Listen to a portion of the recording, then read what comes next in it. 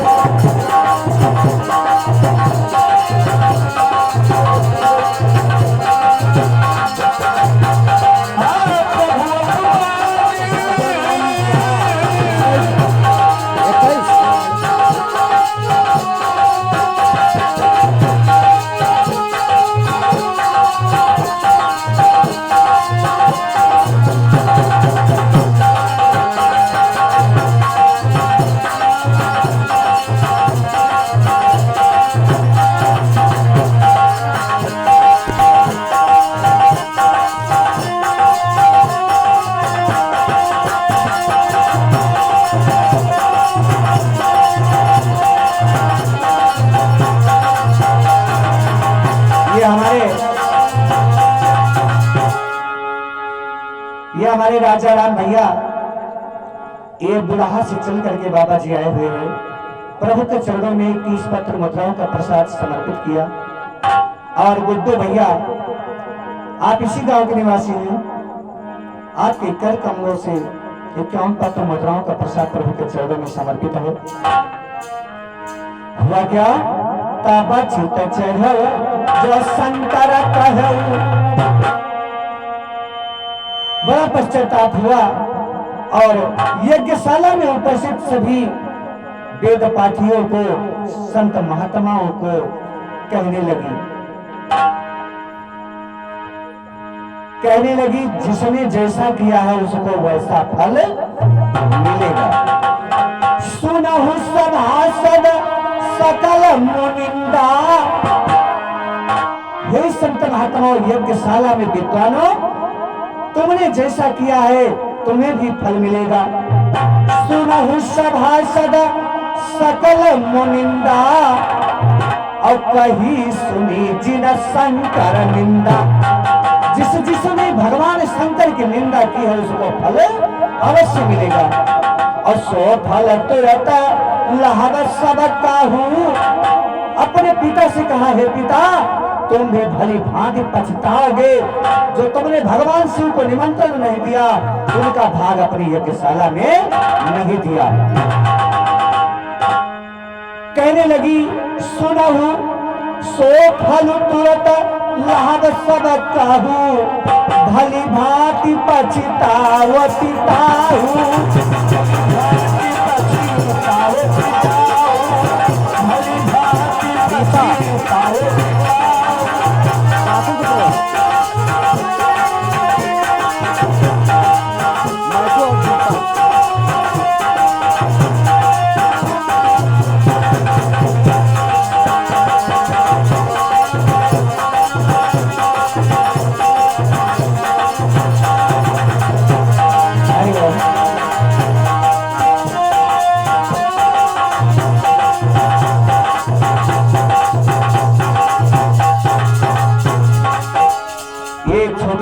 दीपा जो ठाकुर के परिवार के निवासी है, इस पुत्री के कर कमलों से 21 पत्र मुद्राओं का प्रसाद आया हुआ है।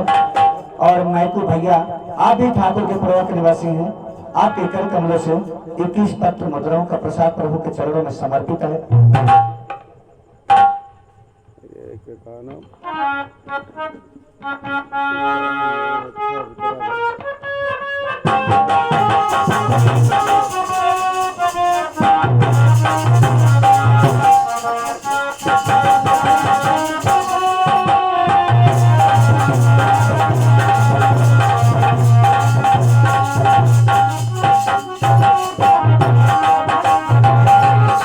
ठाकुर का प्रभा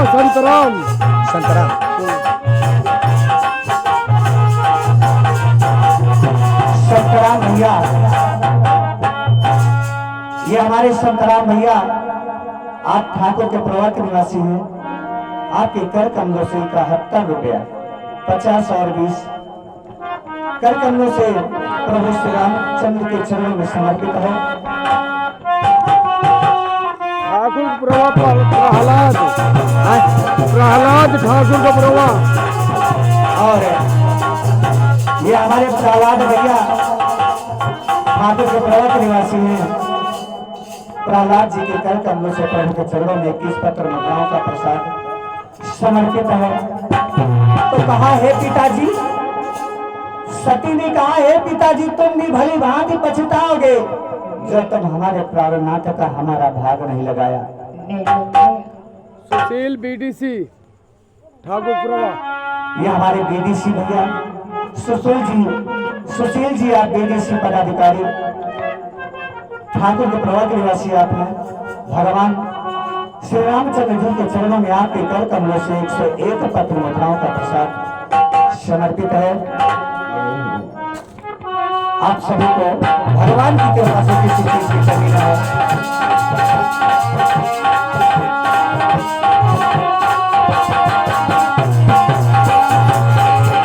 ठाकुर का प्रभा अरविंद। और ये हमारे अरविंद भैया आप भी ठाकुर के प्रभा के निवासी हैं। आपके कर कमलों से 21 पत्र मुद्राओं का प्रसाद समर्पित है।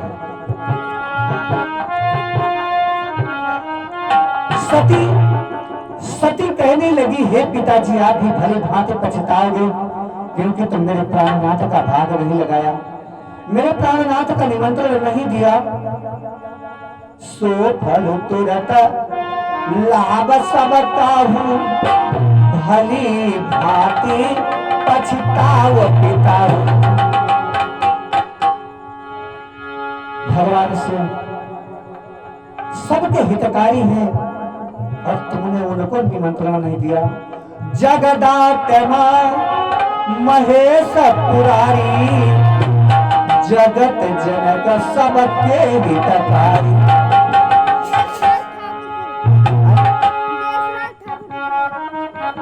ये हमारे देशराज भैया आप ठाकुर और के निवासी हैं। 21 पत्र मुद्राओं का प्रसाद प्रभु के चरणों में समर्पित है।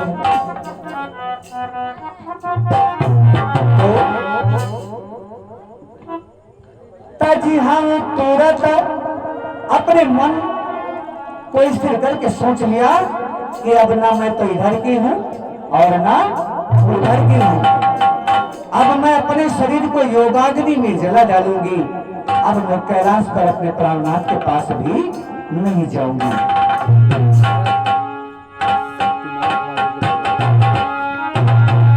ये हमारे सत्यनाम भैया जी ठाकुर के प्रवास से चल करके आए हैं। 21 पत्र मुद्राओं का प्रसाद भगवान के चरणों में समर्पित हो। मन ने सोच लिया कि जहां पर पति का अपमान हो वहां पर जाना नहीं चाहिए। तजी हम तुरंत देह तेहि हेतु, और धरि चंद्र मौली प्रखते तो। अपने प्राणनाथ भगवान शिव को चित्त में धारण करके योगाग्नि में अपने को जला डालने का मन बना लिया। और देह भस्म होने से पहले भगवान शिव के चरणों में मन लगा करके कहा कि जन्म जन्म मेरे प्राणाधार बने और ऐसी मूर्खता भगवान कभी मुझ में ना आए कि अपनी पति की बात ना मानो। हमारी माताओं को भी चाहिए पति की बात मानना चाहिए। आज पति की बात माननी चाहिए, पिता की बात माननी चाहिए, पर जहां उचित हो वहां जाना चाहिए, उचित ना हो तो नहीं जाना चाहिए। अपने पति की बात ना मानी सती आज मरने के लिए तैयार हो गई। असत ही जोग अगिनत तनुजारा, और जैसे योगाग्नि में यज्ञशाला में अपने को जला डाला सती ने तो हाहाकार मच गया। जहां शुभ काम हो वहां पर किसी का मरण हो जाए तो वो यज्ञ सफल नहीं होती। असत ही जोग अगिन तनुचारा, भयो सकल मख हाहाकारा, भयो सकल मख हाहाकारा।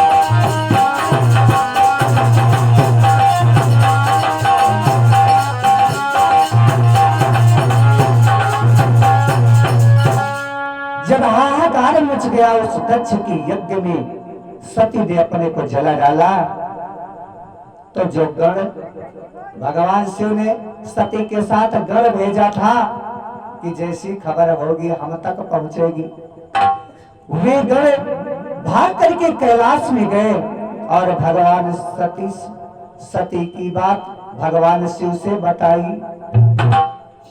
सती मरण सुनि शंभुगन लगे करन मख खीस, और यज्ञ विध्वंस बिलो की भृगु रक्षा कीन हमनी।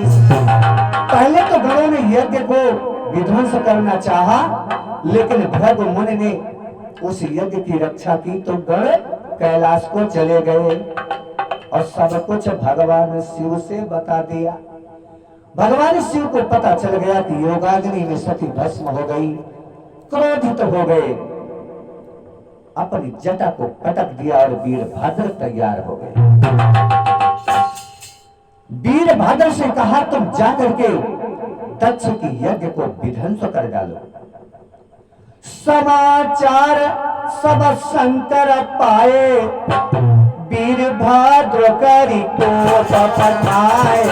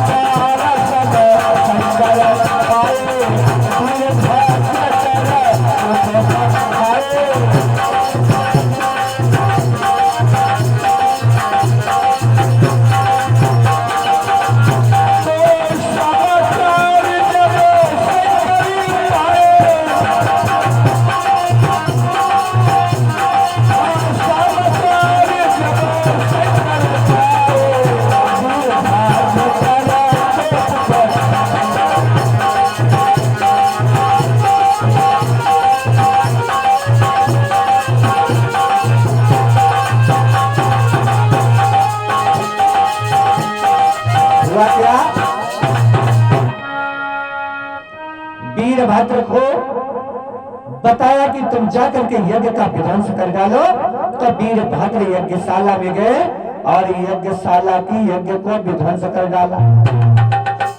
किसी विद्वान के मुख में मुक्का मारा और दांत बाहर निकाल दिए। ऐसे बलि वीरभद्र किसी के दांत तोड़ दिए, किसी का हाथ तोड़ दिए, किसी का पैर तोड़ दिए, किसी को तो अंग भंग कर दिए। इस तरह से यज्ञ का विध्वंस वीरभद्र ने किया। और जब दक्ष सामने पड़े तो दक्ष का सिर पकड़ा और कपड़े के जैसे निचोड़ा और उखाड़ लिया और सिर यज्ञशाला में डाल दिया।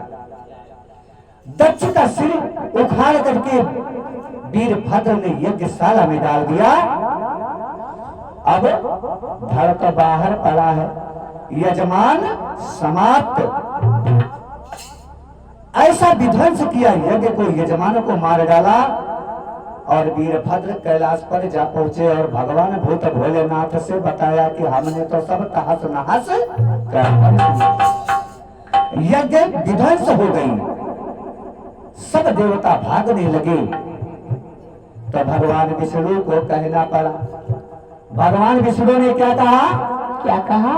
कि यज्ञ अधूरी छोड़ी नहीं जाती। यज्ञ अधूरी नहीं छोड़ी आपकी। अब कथा चल गए तो आधे पर रोक दियो तो अच्छी बात नहीं है नहीं है ना। ना। चाहे यज्ञ हो, चाहे राम कथा हो, चाहे जो भी हो, उसे पूर्णाहुति होनी चाहिए। भगवान विष्णु ने कहा अगर यज्ञ पूरी नहीं हुई तो बहुत बड़ा विध्वंस हो जाएगा। सब देवता भगवान विष्णु से कहने लगे कि प्रभु यज्ञ पूरा हो कैसे सकता है। तो भगवान विष्णु ने कहा यज्ञ पूरा तो तभी होगा जब कैलाश से चलकर भगवान शिव यहाँ आएंगे। तो केवल भगवान शिव के बस की बात है कि इस यज्ञ को पूरा कर सके। सभी देवता जाकर के कैलाश पर भगवान शिव से आराधना करने लगे। भगवान शिव से विनती करने लगे कि प्रभु गलती दक्ष ने किया सो उसको फल मिल चुका है, अब चल करके यज्ञ को पूरा करवाइए। भगवान शिव आकर के यज्ञशाला में देखते हैं तो सबके ऊपर अपना आशीर्वाद करते हैं। तो जिसके अंग भंग हो गए थे भगवान शिव की कृपा से सब फिर से स्वस्थ हो गए। जिसका हाथ टूट गया था सुरक्षित हो गया, पैर सुरक्षित हो गया, जो अंग भंग हो गए थे सब सही हो गए। अब यज्ञ पूरा होना चाहिए, यज्ञ पूरा होना चाहिए। तो यजमान कहाँ है? भगवान शिव ने कहा यजमान बुलाओ और यज्ञ पूरा हो जाए। जब यजमान का नंबर आया तो पता चला कि यजमान को मार करके यजमान का सर उखाड़ करके यज्ञशाला में डाल दिया और सिर तो जल गया और बगैर यजमान के यज्ञ पूरी नहीं होगी। भगवान शिव ने कहा अगर किसी का सर ला करके दक्ष का सिर तो यज्ञशाला में जला लेकिन उनका शरीर अभी सुरक्षित है। अगर इस शरीर के ऊपर किसी भी जीव जंतु मानव किन्नर देवता का सिर ला करके लगा दिया जाए तो ये दक्ष फिर से जीवित हो जाएंगे और पूर्णाहुति हो जाएगी, यज्ञ पूरा हो जाएगा।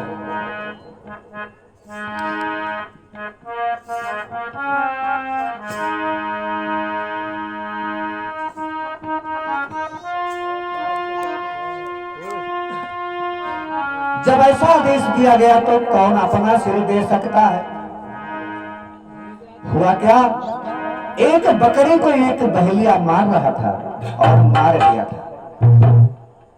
जब उस बकरे का सर कटा तो वीरभद्र जाकर के अपने हाथों में रोक लिया और उस सर को ला करके दक्ष के धड़ पे लगाया तो दक्ष में करते हुए उठ बैठे।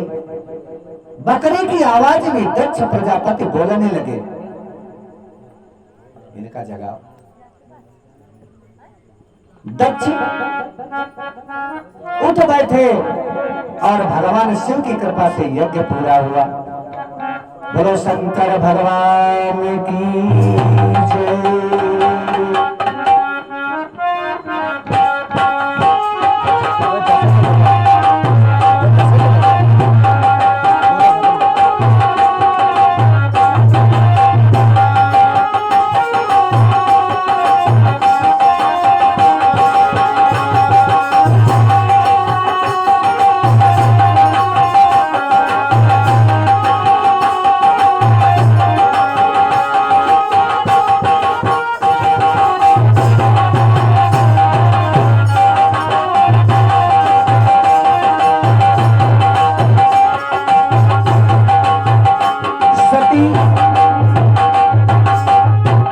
जब सती की लाश को देखा तो भगवान शिव को मोह आ गया। जैसे सती ने मरते समय भगवान शिव की उपलब्धि उनको हमेशा हमेशा के लिए अपने प्राणाधार मान करके योगाग्नि में जली तो भगवान शिव को हर जन्म में अपना पति माना। आज शिव जी सती को देख करके मोह आ गया और जब जलाना चाहे तो भगवान शिव जी ने सती को जलाने नहीं दिया। कहा ये तो स्वयं योग अग्नि में जली हुई है और जले को क्या जलाओगे। भगवान शिव ने सती के शरीर को अपने ऊपर लादा और जगह जगह घूमते रहे। इतना मोह भगवान शिव को हो गया था। व्योमवाणी हो गई कि सती के इस शरीर को अब छोड़ दो। ये सती भवानी दूसरा जन्म उमा भवानी पार्वती के रूप में हिमांचल महाराज के यहाँ लेगी। भगवान शिव भगवान श्री रामचंद्र जी के चरणों में मन लगा करके भजन करने लगे और सती भवानी जन्म जन्म का साथी शिव को मान करके मैना रानी के गर्भ में पलने लगी। जो सच्ची पत्नी है अपने पति का तरण तारण चाहती है। कैसे? एक बार एक गांव में एक बाबा जी आ गए। एक बार एक गांव में एक बाबा जी आए और बाबा जी ने एक घर में गए तो दो लोग थे, पति और पत्नी। पति और पत्नी दो लोग थे उस घर में। दो लोग रहे। हाँ, दो लोग थे। तो लड़का बच्चा नहीं रहे। लड़के बच्चे अगर होंगे भी तो जब होंगे तब हो गए, है भी तो, पर मिले केवल पति पत्नी उन बाबा जी को। अब बाबा जी ने जा करके कहा, पति महाशय से कहा भैया हम आपके यहाँ आए हैं तो कुछ दान दक्षिणा दे दीजिए। बाबा जी ने कहा। पति ने कहा पता नहीं कहां से आ जाते हो, चलो ठीक है कुछ जो कुछ हो मिल जाए बाबा। बाबा जी कहने लगे मैं दक्षिणा वो लूंगा जो तुम्हारे जीवन में काम आए। तो बाबा कौन सी वस्तु आप लोगे कि हमारे जीवन में काम आए? उन्होंने कहा कुछ नहीं, केवल एक गौदान कर दीजिए बस। बाबा जी ने उन महाशय से कहा कि आप केवल एक गौदान कर दीजिए, बस हमको इतना ही चाहिए। अब सोचने लगे गाय बाबा जी मांग रहे हैं, पता नहीं गाय कितने की मिलेगी। आज का युग नहीं रहा कि गाय दूध नहीं जाता तो खेत दियो। तो भैया घंटी बंद। अब तो अगर बाबा जी को गाय दी जाए ना तो ये बाबा जी कहा नहीं। लेकिन तब गाय का महत्व था। गाय कोई ऐसे नहीं देता था। अब बहुत गाढ़े पर लोग बछिया पुजाते थे, बाबा जी को पंडित जी को दान करते थे। वो समय था। उस समय बाबा जी ने पति से कहा कि आपके जीवन में काम आएगा और आप एक गौदान कर दीजिए, वो भी गाय का। बाबा जी ने अपने घरैतिन का, बाबा जी नहीं पति ने अपने घरैतिन का आवाज दिया कि देखो बाबा जी का कुछ दे दियो। और पति सोचे अगर हम इस जगह से चल जाए ना तो पत्नी यह कह दिया है कि जो कुछ रुपया पैसा लिए वही है, वो चले गए फलाने कहती है ना, हमारे पास कहाँ आइए, थोड़ा बहुत सीधा पानी जो हमें घर में कहा वही दे दिया है। तो हम गाय के दान से तो बचिन जावे। थोड़ा घर में आवाज लगाई कि बाबा जी आए हैं इनसे मिलो, और अपना दूसरी तरफ चले गए। और घरैती ना करके महिला आकर के बाबा जी से कहा बाबा जी आपको क्या चाहिए? बाबा जी ने कहा पुत्री हम तो केवल दान लेंगे, तो गाय का दान लेंगे। तो पत्नी ने कहा ठीक है हम अपने पति को बुलाती हूँ, अभी आपको हम गौदान करवाती हूँ। तो कहा ठीक है बुला लीजिए। पर पत्नी हो चाहे पति हो, अपने घर की आदत को सब जानते हैं कि हमारा पति किस तरह का है, और पति जानता है कि हमारी पत्नी किस तरह की। तो कहा बाबा जी हमारे पास तो इतना द्रव्य नहीं है कि दूसरी गाय लेकर के दे दें। अगर हमारे इन गायों में से अगर तुमको हम देते हैं ना तो वो जान लेंगे कि एक गाय कहाँ चली गई, तो हम इन गायों को दे नहीं सकते, कोई दूसरा उपाय अगर हो तो बताओ। तो कहा ठीक है हमको गाय दीजिए। गाय तो तुम बाहर खरीदने नहीं जा सकती, अगर तुम्हारे घर में कुछ सोना चांदी हो ना तो एक सोने के गैया बनवा दियो और वही के दान कर दियो। पत्नी कितनी धर्मात्मा थी। पत्नी कहती है बाबा अगर स्वर्ण की गाय हम आपको देंगे तो तुम्हारे जाने के बाद हम मार खाएंगे। होता है ना ऐसा, हम दोनों में लड़ाई हो जाएगी। तो कहा ठीक है हम जा रहे हैं, मत करो। पुत्री ये गौदान आपके जीवन में काम आएगी। बाबा जी कह रहे थे कि गौदान कर दीजिए। वो पत्नी कहने लगी बाबा जी हम आपको सोने की गाय का दान करेंगे। अच्छा सोने की गाय का दान करोगे, चलो ठीक है, अपने पति को भी बुला लो और साथ में हम गौदान पढ़ दें। गौदान होने जा रहा है। अरे बाबा उनका न बोला, नहीं तो सोने का माटी का गैया देकर उनका बड़ा इतराज है। मट्टी की नहीं लोहे की गाय भी देने में उनको इतराज होगी। तो कहा ठीक है हम तो दान लेंगे तो केवल सोने का लेंगे। पत्नी की इच्छा थी कि आज स्वर्ण दान हमारे हाथों से हो ही जाए और हम अकेले नहीं करेंगे, अपने पति के साथ हम बाबा जी को गौदान करेंगे। पत्नी ने क्या किया, थोड़ी सी मिट्टी को गीला कर दिया।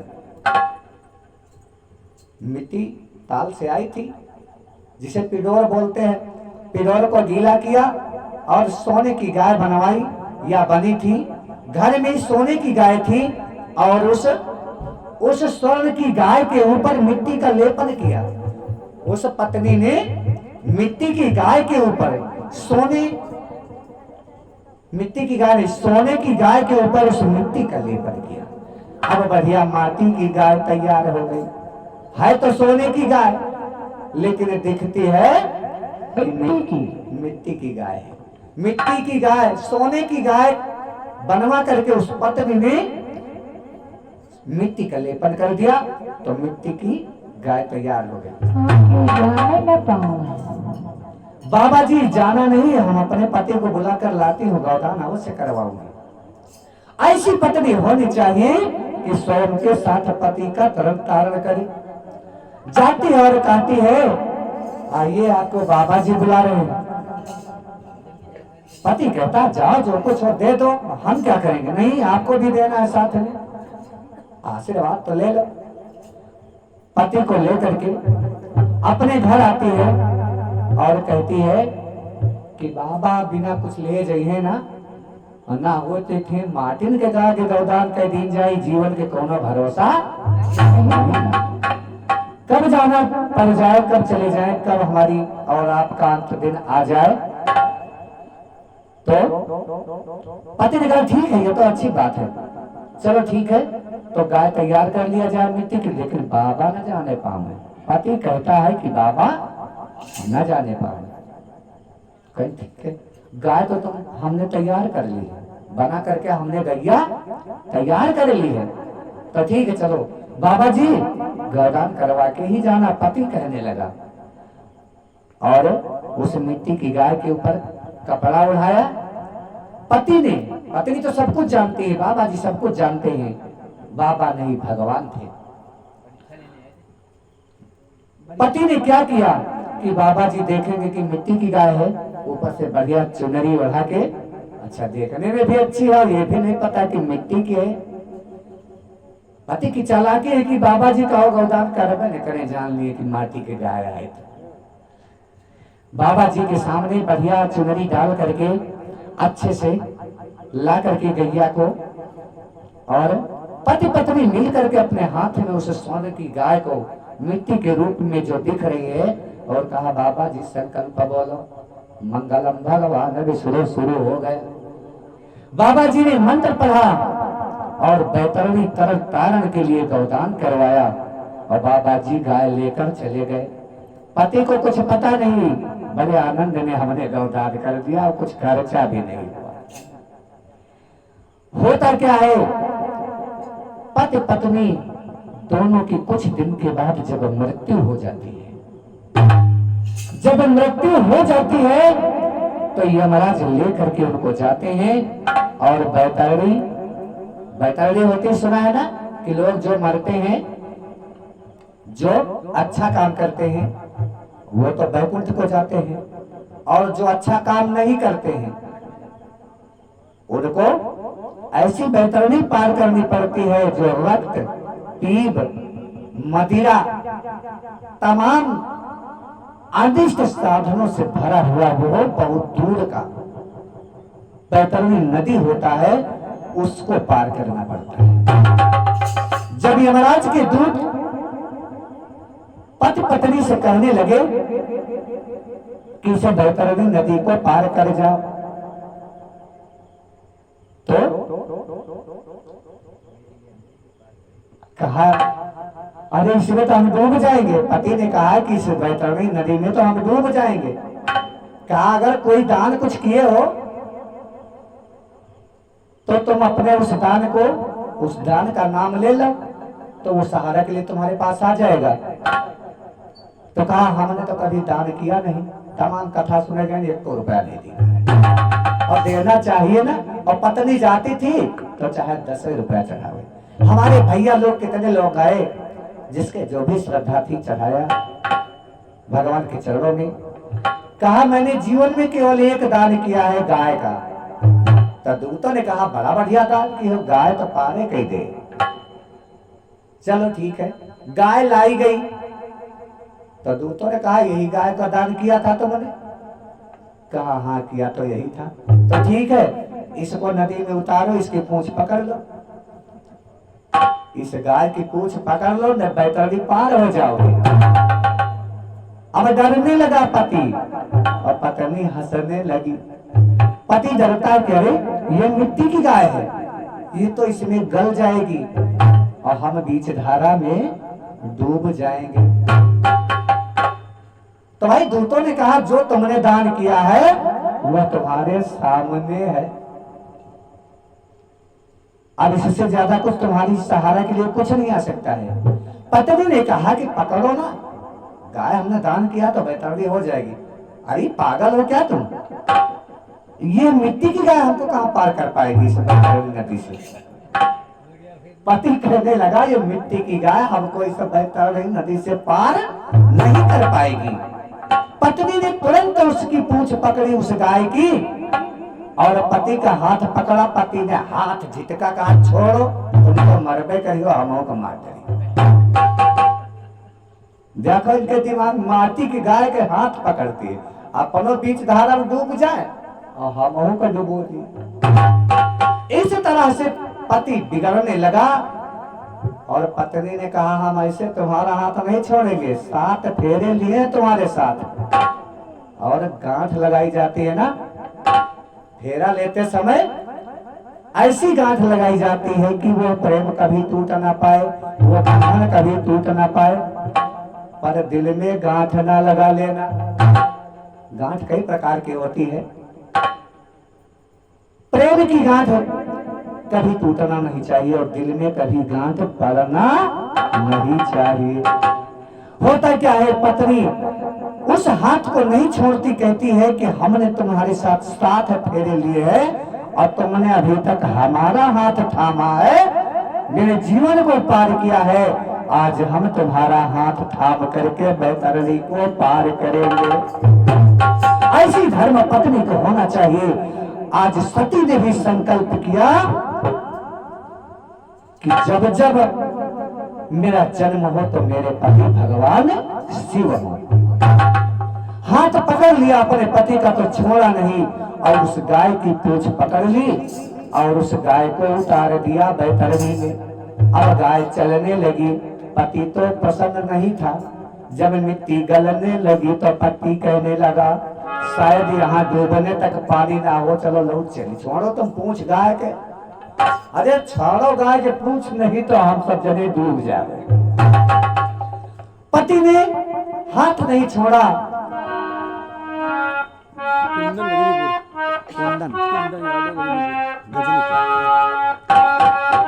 ये हमारे कुंदन यादव जी, आप गजनीपुर से आए हुए हैं। 101 पत्र मुद्राओं का प्रसाद आपके कर कमलों से भगवान श्री रामचंद्र जी के चरणों में समर्पित है। पत्नी ने पति का हाथ नहीं छोड़ा। मिट्टी गलने लगी, पति डरने लगा, पत्नी हंसने लगी। जब आगे चल करके मिट्टी गल जाती है और सोन चमकने लगता है तो पति ने कहा यह कैसा चमत्कार हो गया। पति ने कहा यह कैसा चमत्कार हो गया। और भवसागर से बेड़ा पार हो गया।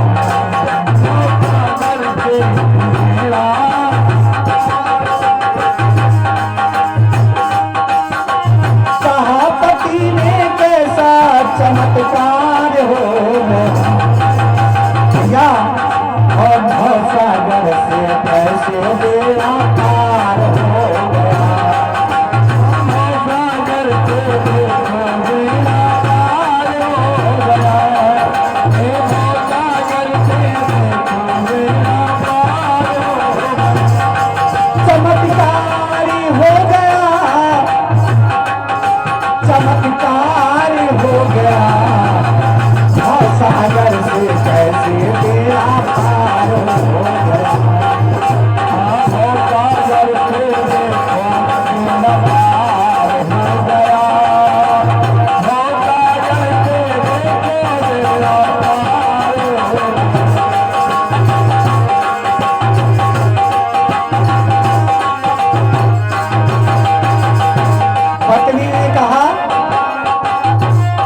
पत्नी ने कहा प्राणनाथ, जब हमने गाय का संकल्प किया था तो हमने स्वर्ण की गाय का संकल्प किया था और ऊपर से मिट्टी का लेपन किया था, इसलिए हम बैतरणी पार हो गए।